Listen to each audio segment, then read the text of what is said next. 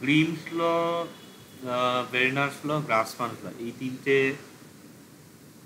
ভালোই ইম্পর্টেন্ট, মোটামুটি প্রায় ঘুরে ফিরে প্রতি বছরই আসে। তো তোমাদের বোধহয় 19-এর পরে এগুলো আসেনি, মানে 20, হ্যাঁ 21, দাদা, 22, তেইশে এসছে, তেইশে। 19 না 20, 21 থেকে 21, 22, 23, 3 বছর আসেনি কোনো কিছু। এবারের জন্য ইম্পর্টেন্ট। হ্যাঁ, গ্রিন ফ্ল্যাগে তেইশে এসেছিল স্যার। আচ্ছা, যাই হোক, এটা আমি মোটামুটি বলে দিই। এবার এখানে যেটা বলার বিষয়, এটা মানে এর আগে যেটা পড়া হয়েছে ইন্দো ইউরোপীয় ভাষা বা অংশ, ওই জায়গার নলেজ না থাকলে কিন্তু গ্রিমস ল, ভের্নার্স ল এবং গ্রাসমানস ল এগুলো বোঝা যাবে না। এখানে তাৎপর্য হচ্ছে এই যে বলা হলো যে ইন্দো ইউরোপীয় যে ভাষা ছিল, সেই ভাষা থেকে 10খানা শাখা তৈরি হচ্ছে। তার মধ্যে একটা আছে জার্মানিক বা টিউটনিক শাখা। জার্মানিক বা টিউটনিক শাখাটা কিভাবে আলাদা হচ্ছে, এটা মানে মানে কি লক্ষণ থেকে আলাদা হচ্ছে সেইটা মোটামুটিভাবে এই গ্রিমস ল যেটা সেটা এক্সপ্লেন করে। আচ্ছা, এবারে এখানে একটি কথা দেয়া হয়েছে, সেটি হচ্ছে যে উচ্চারণের শিথিলতা, ভৌগোলিক অবস্থান, ভৌগোলিক মানে হচ্ছে গয়ে ওকার, ভূগোল থেকে আসছে। Phonetic, what do you mean by phonetic law, এরকম একটা অনেক সময় প্রশ্ন থাকে, এই জন্যটাকে এক্সট্রা দিয়ে দেওয়া হয়েছে যে উচ্চারণের শিথিলতা, যে উচ্চারণ করতে গিয়ে আমরা কোনো একটা ওয়ার্ড হয়তো ধরো ঠিকঠাক বলছি না, তো তখন কি একটা ভাষার বিকৃতি হয়। তারপরে ভৌগোলিক অবস্থান, দুটো আলাদা জায়গার যদি ভাষা হয়, আর দীর্ঘ সময়ের ব্যবধান, এই তিনটে কারণে একটি ভাষায় কিংবা একাধিক ভাষায়, একাধিক সমগোত্রীয় ভাষায়, গোত্র মানে ক্ল্যান বোঝায়, তো মানে যেটা একই প্রাচীন ভাষা থেকে উৎপন্ন হয়েছে, এই ভাষাগুলোর মধ্যে একটি ধ্বনি, ধ্বনি মানে হচ্ছে মোটামুটি বর্ণ বলতে পারো, ধ্বনি বর্ণের কি তফাৎ এটা এত আমি ব্যাখ্যায় যাচ্ছি না, মানে একখানা লেটার অন্য ধ্বনিতে পরিবর্তিত হয়, মানে একটা বর্ণ অন্য বর্ণে উচ্চারণ।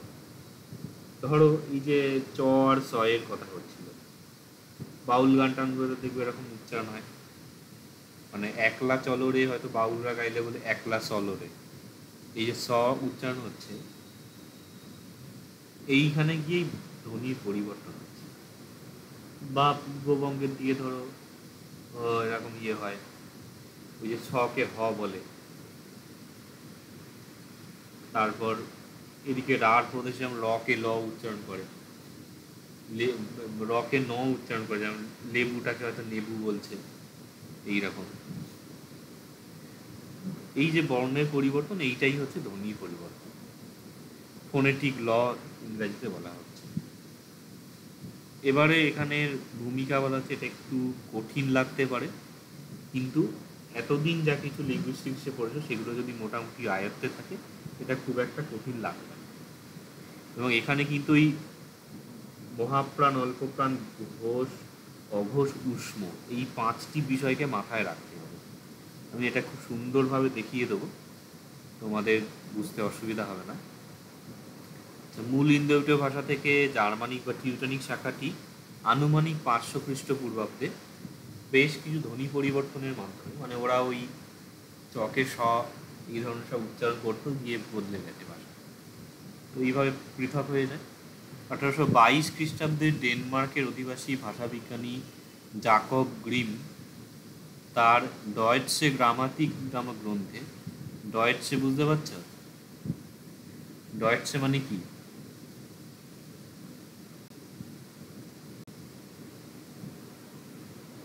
কেউ জানো না?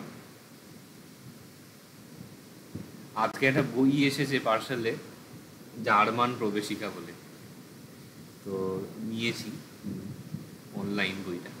ডয়েটস হচ্ছে জার্মানের লোকেরা নিজেদের জার্মান বলে না ভাষাটা, ডয়েটস ল্যান্ড বলে, এবং ভাষার নাম হচ্ছে ওই যে ডয়েটসে, যেমন আমরা ওই ভারত ইন্ডিয়া টাইপের কেস। তো ডয়েটসে গ্রামাটিক হচ্ছে grammar of German, German grammar. এই নামক গ্রন্থের দ্বিতীয় সংস্করণে, সেকেন্ড এডিশনে, এই ধ্বনি পরিবর্তনগুলি তিনি বহু দৃষ্টান্তের মাধ্যমে জার্মানিক ধ্বনি পরিবর্তন বা জার্মানিক সাউন্ডশিপ নামে সূত্রবদ্ধ করেন। যদিও গ্রিমের পূর্বে রাস্ক 1818 সালে তার গবেষণা গ্রন্থে এই ধ্বনি পরিবর্তনের বিষয় প্রথম প্রকাশ করেন, তবুও পরবর্তীকালে এই ধ্বনি পরিবর্তনের সূত্র গ্রিমের সূত্র নামেই পরিচিত হয়। গ্রিমস ল অফ সাউন্ডশিপ এইভাবে ইংরেজিটা বলছে। প্রশ্ন এইভাবে থাকবে। সূত্রটি নিম্নরূপ। কি বলছে? মূল ইন্দো ইউরোপীয় ভাষার স্পর্শধ্বনিগুলির মধ্যে, স্পর্শধ্বনি কাকে বলে এগুলো বুঝতে হবে।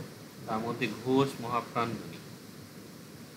ঘোষ মহাপ্রাণ হচ্ছে এই যে ক, খ, গ, ঘ 4 নাম্বারটা, 4 নাম্বার বর্ণ, সেটা জার্মানিক শাখায় পরিবর্তন হয় ঘোষ অল্পপ্রাণ ধ্বনিতে। ঘোষ অল্পপ্রাণ হচ্ছে 3 নাম্বার বর্ণ।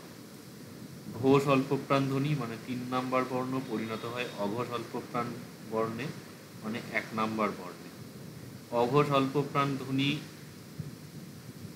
এরকম হয়ে গেল কি করে? ধ্বনিগুলি অঘোষ অল্পপ্রাণ উষ্ম ধ্বনিতে পরিণত হয়। এইটা হলো এবারে এই সূত্র অনুসারে এখানে এবার ব ধ এইসব বলা হয়েছে। এটা হচ্ছে ভ, এটা হচ্ছে ধ, এটা হচ্ছে ঘ, আর এটা হচ্ছে ঘয়ে বয়ে। এইভাবে ঘ এটা এইভাবে উচ্চারণ হচ্ছে। এটা আমি একটা ছকে দেখাই তাহলে বুঝতে সুবিধা। আচ্ছা, ক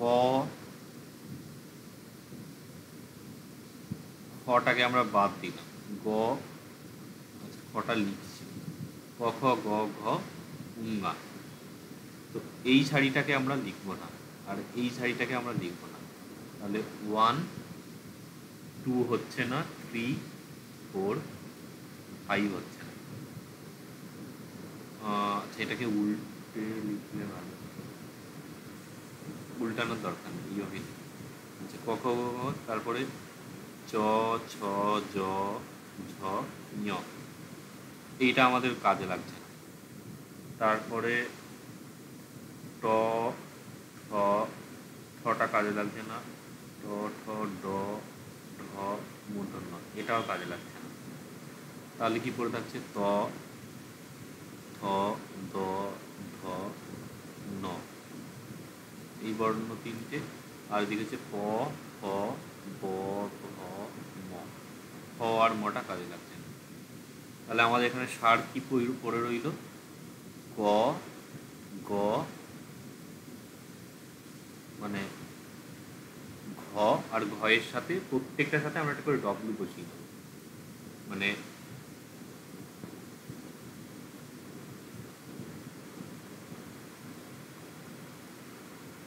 GWH এইরকম ভাবে একটা লেখা হচ্ছে। Similarly T D DH DWH, সমস্যা হচ্ছে।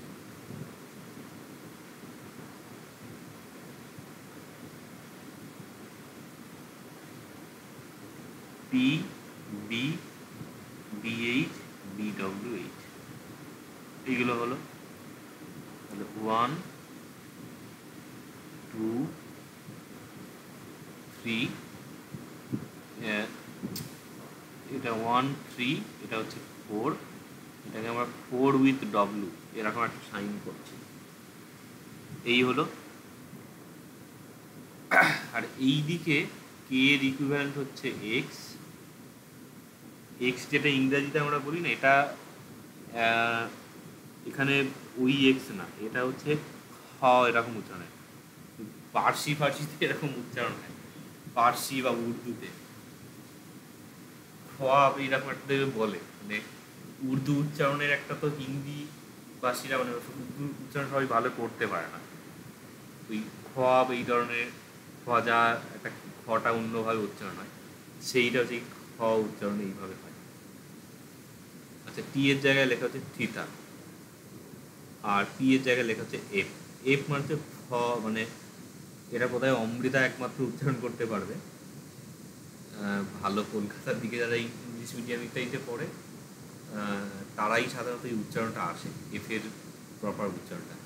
ফটা একটা শীষ দেওয়ার মতো মানে ফস করে একটা এরকম উচ্চারণ হবে, স স মতো। এটার সবচেয়ে সুন্দর উদাহরণ হচ্ছে মানে গুগলের যে ভয়েস স্পিকেতে যদি এই এফ এর উচ্চারণটা না আসে তখন পিএইচ নিয়ে নেবে, মানে এফ আর পিএইচ এই দুটো উচ্চারণ আলাদা হয়। এটা হচ্ছে পিএইচ হচ্ছে আমাদের বাংলার ফয়ের মতো নয়, সেখানটা লিখলে হবে না।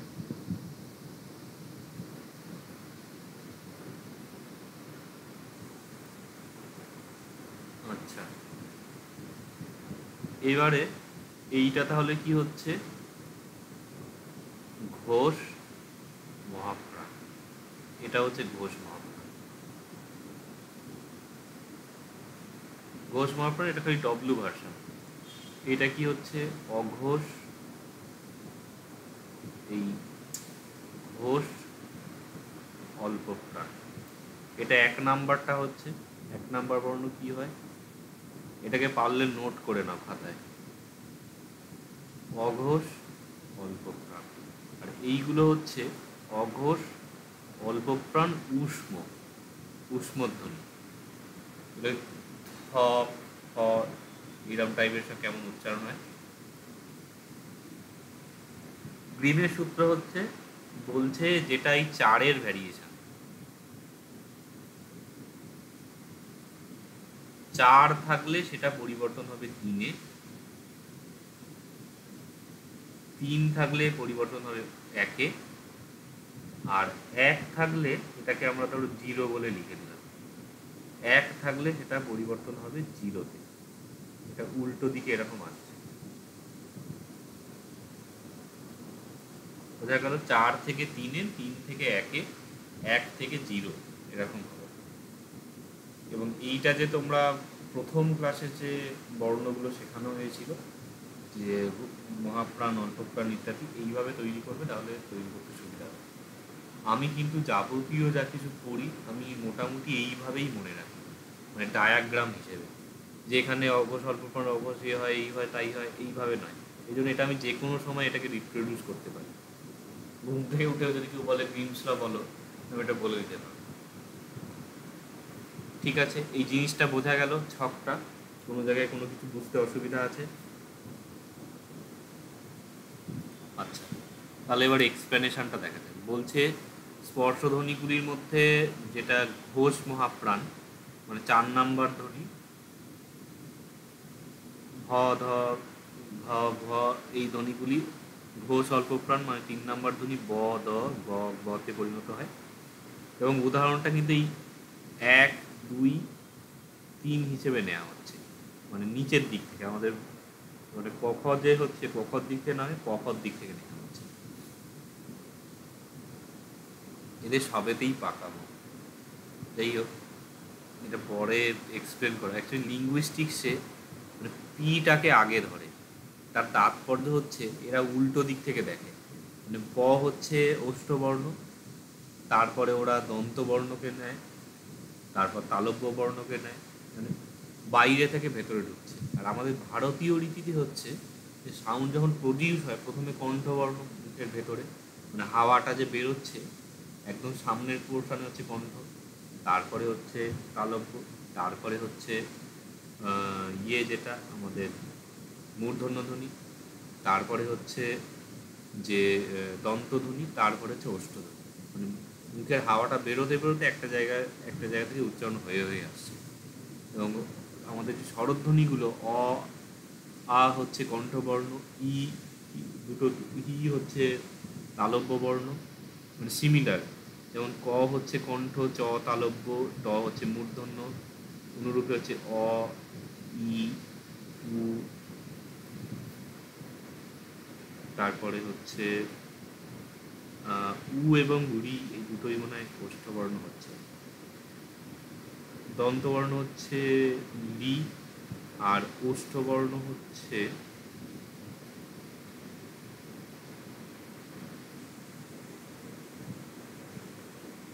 উ, তো মনে হয় ওষ্ঠবর্ণ বলে যত সম্ভব, এটা তো এখানে আসার কথা না।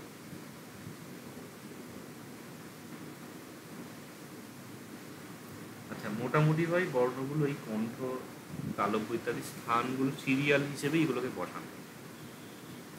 লিঙ্গুইস্টিক্সে কিন্তু এটা উল্টে ধরা হয়, মানে নিচের দিক থেকে, এই জন্য আমি এটা দেখালাম। মানে এই সিরিয়ালগুলোকে ঘাঁটবে না, এটাকে এইভাবে রাখারই চেষ্টা করবে। তো এই বর্ণগুলো এই বর্ণে পরিণত হচ্ছে, এই বদগুলো পতয়ে পরিণত হচ্ছে। এগুলো পি মানে হচ্ছে অ্যাকচুয়ালি বাংলায় প ত ক ব এইভাবে বলা যায়। আর প ত ক খ মানে অঘস্বল্পপ্রাণ যে ধ্বনিগুলো, সেগুলো অঘস্বল্পপ্রাণ উষ্ণ ফ থ স এবং স এই ধরনের উচ্চারণ হচ্ছে। এগুলো আমার মুখে ঠিকঠাক আসছে না, তোমাদের কারোর আসলে হয়তো আসতে পারে। ইংরাজিতে যদি টেস্ট লেখা হয়, আমরা তো ট বলছি, টেস্ট ফেস্ট এরকম একটা উচ্চারণ করে দেখবে। ওইটা হচ্ছে এই থিটার মতন করে এটাকে লিঙ্গুইস্টিক্সে লেখা হচ্ছে। এবারে এক্সাম্পলের ক্ষেত্রে এটা খুব মানে কনসাস হয়ে লিখবে। ইন্দো ইউরোপীয় কথাটা লিখতে হবে, এটা যে ইন্দো ইউরোপীয় নিদর্শন, এবং এদিকের নিদর্শনটাও কোন ভাষায়, গথিকে সেটা বলা হচ্ছে। ইন্দো ইউরোপীয়তে এখানে একটা স্টার দিয়েছে। স্টার দেওয়ার কি তাৎপর্য কেউ বলতে পারবে? এর আগেও কিন্তু স্টারটা থাকতো, মানে অ্যাস্টেরিক সাইন যেটা, কেন দেয়া হয়? ব্যবহার হবে না স্যার। হ্যাঁ, কি বললে? বললাম এটা ব্যবহার হয় না। হ্যাঁ, মানে এটা অনুমিত। এখানে হচ্ছে এই পথের যে শব্দটি আছে, অক্ষরগুলো একটু ঠিক করে লিখবে। কোন এটা যেমন এই সোয়া বললাম, শর্ট অ উচ্চারণ হয়। এর মাথায় বারবার হচ্ছে দীর্ঘস্বর, পথের এরকম উচ্চারণ হয়। এটা গথিক হচ্ছে ফাদার। গথিক মানে হচ্ছে ইংরাজির মানে মা বা ঠাকুমা হবে, এখান থেকে দেখো ফাদার হচ্ছে। তারপর হচ্ছে ইন্দো ইউরোপীয় বাবা বোঝাচ্ছে এটা পথের, এবং আমরা সংস্কৃতে পাচ্ছি পিতৃ বা পিতা। ইন্দো ইউরোপ হচ্ছে বেকম, যেটা গথিকে হচ্ছে তৈহুন, এটা হচ্ছে সংস্কৃতের দশ যেটা। তো এই তৈহুন থেকে ঘুরে ফিরে টেন আসছে ইংরাজিতে, এটা মোটামুটি কয়েকটা অক্ষর তো মোটামুটি মিলছে। আর ইন্দো ইউরোপ ভ্রাতের থেকে গথিক হচ্ছে ব্রোথর। ব্রোথর থেকে ইংরাজি কি ওয়ার্ড হতে পারে? ব্রাদার। আর ভ্রাতের থেকে আমাদের সংস্কৃত কাছাকাছি কোনো ওয়ার্ড মনে পড়ছে? ভ্রাতা। আর এখানে হচ্ছে ব্রাদার। মিল বুঝতে পারছো? এখানে মানে 10 বা 10-এর মধ্যে মিল আছে, ফাদার বা পিতৃর মধ্যে মিল আছে, প্রচুর ওয়ার্ড আছে। মানে এইটা বলার পরে তোমরা দেখবে মানে নিজেরা অনেক জায়গায় আবিষ্কার করবে। আমি নিজেও এরকম বহু জায়গায় দেখেছি। যেমন ধরো ফিট আর আমাদের যে পদ, গ্রিমসগুলোতে আমরা কি পাচ্ছি, যে পয়ের জায়গায় এফ হয়, দয়ের জায়গায় ত হয়, তাই না? তাহলে তো ভীষণ কাছাকাছি হয়ে যাচ্ছে। ফিট হচ্ছে পদ, বা ফুটও যদি বলা হয়, সেটাও কিন্তু মোটামুটি বর্ণের সাদৃশ্য। বহু শব্দের এরকম মিল আছে।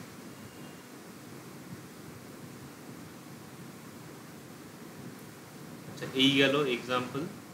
আর এক্সাম্পলের যেটা যা ডায়াক্রিটিক মার্কগুলো আছে, এই তীর চিহ্ন, এই বিন্দু, এই অ্যাসেন্ডিং অ্যাকশন, এগুলো সব ঠিকঠাক দেবে। বর্ণগুলো তাৎপর্য যদি মনে হয় জানার হয়ে আছে, তাহলে ডব্লিউবিসিএস পালি গাইড ফার্স্ট ভলিউম যে আছে, ওখানে অ্যাব্রিভিয়েশনগুলো দেখে নেবে, ওখানে ডিটেলসে বলা আছে কোন অক্ষর কেন দেওয়া হচ্ছে। এবারে তবে গ্রিমের সূত্রের কিছু ব্যতিক্রম দেখা যায়, যার উপর ভিত্তি করে ভাষাবিজ্ঞানী অ্যাডলফ কার্ল ভের্নার এটা একবারে জুড়ে গেছে, মানে অ্যাডলফ এরকম প্রোনাউন্সিয়েশন হবে, এখানটা আলাদা হয়ে, এটা একটু লিখতে সমস্যা হচ্ছে। কার্ল ভের্নার 1875 খ্রিস্টাব্দে সূত্র প্রণয়ন করেন। এই সূত্র ভের্নারের সূত্র নামে পরিচিত। তিনি দেখান যে মূল ইন্দো ইউরোপীয় ভাষার অঘ স্বল্পপ্রাণ স্পর্শধ্বনি, মানে যেটা 1 নাম্বারগুলো ক ত ক ব, ধ্বনিগুলি পূর্ববর্তী অক্ষরে, অক্ষর মানে এখানে সিলেবেল, সিলেবেল বানান কি ই হয়? এটা ঠিক আছে বানানটা?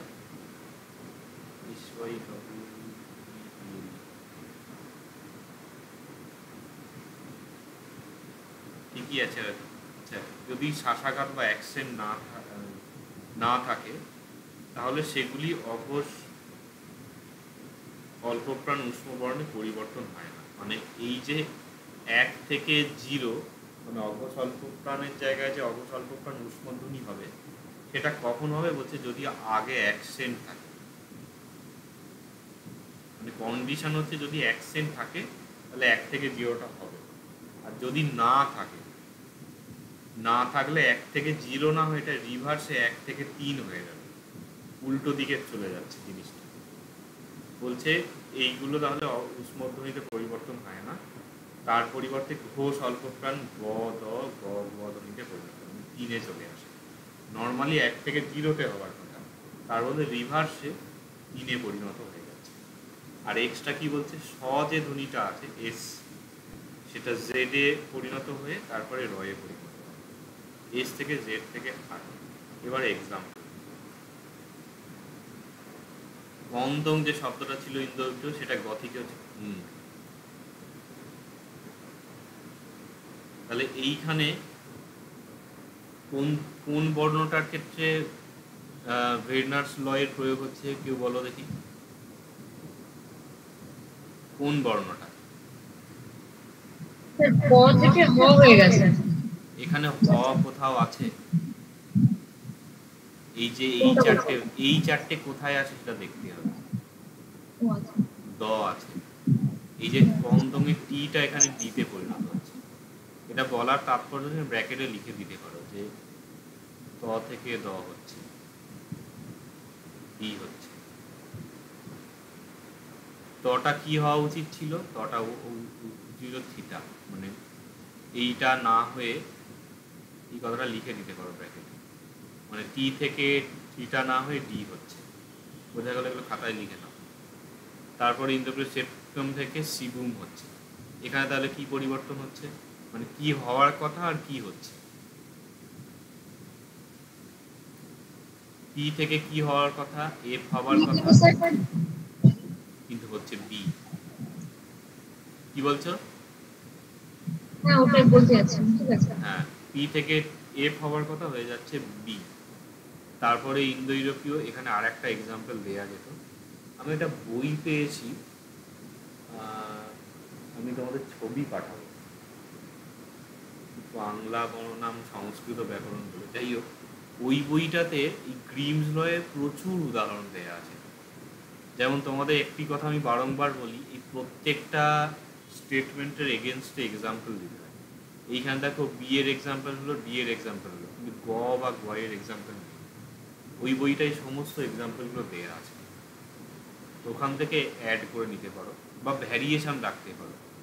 মানে এখানে সবাই সেই কমদম থেকে হুন দোকান শিবুম সবাই একই লিখে আসছে, নতুন কিছু এক্সাম্পল দেওয়া আছে।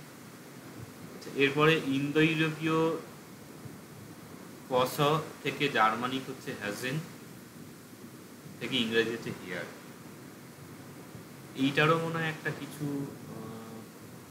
সংস্কৃত দেখিয়েছিল, মনে পড়ছে না। যাই হোক, খুব সুন্দর বইটা। তাহলে এখানে এক্সাম্পল হয়ে গেল, তার স হলো জেড, জেড থেকে আর, মানে রয়ে পরিণত হচ্ছে। এবারে আরেকটি কথা বলছে, এটা গ্রিমসের সূত্রের এক্সেপশন বলছে, কোথায় গ্রিমস ল খাটে না। তাহলে এইখানে এটা খাটলো না, হওয়ার কথা চিতা বা ইত্যাদি, সেটার জায়গায় ডি হয়ে যাচ্ছে। আর একটা বলছে এই মূল ইন্দো ইউরোপীয় ভাষার এস এর সঙ্গে যদি প ত ক এর কম্বিনেশন থাকে, মানে ধরো শয়ে প কম্বিনেশন, শয়ে ত শয়ে ক, মানে স্প স্ত স্ক, এরকম যদি কম্বিনেশন হয়, এবং প ত ক এর সাথে, মানে প বা ক এর সাথে যদি ট এর কম্বিনেশন হয়, তার মানে হচ্ছে পয়ে ত বা কয়ে ত। এই ধরনের কম্বিনেশন হলে ওই কম্বিনেশনই গ্রিমসের লটা খাটে না। যেমন বলছে গথিকে ইস্ট, সংস্কৃতে অস্থি, ত তটা রক্ষিত হয়েছে। গ্রিমস ল অনুযায়ী ত থাকলে সেটা কি পরিবর্তন হওয়ার কথা? এই থিটা হওয়ার কথা। তারপরে অহতৌ, এটা সংস্কৃত অষ্ট, এইখানে তটা রয়ে গেছে। আর নহত আছে, এটা হচ্ছে সংস্কৃত নখ। নখ মানে কি আমি জানি না। আর এইটা একটুখানি মানে গথিকের পূর্বরূপের রূপটা এখানে আমরা দেখতে পাচ্ছি না। মানে এখানে এক্সাম্পল দেয়া নেই ইন্দো ইউরোপীয়, মানে যেটা থেকে এখানে থিটা হয়ে যাওয়ার কথা, থিটা না হয়ে এখানে শুধু তটা আমরা গোটা দেখতে পাচ্ছি। তার কারণ হচ্ছে প্রিভিয়াসলি এইরকম কম্বিনেশন এখানে ছিল। বোঝা গেল? আচ্ছা, এখান থেকে কোনো কিছু প্রশ্ন আছে? গ্রিমস ল বা বেরনার্স ল?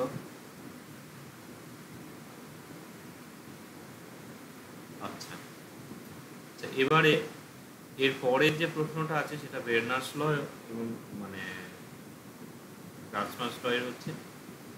আচ্ছা, এটা আমি আলাদা করে করছি।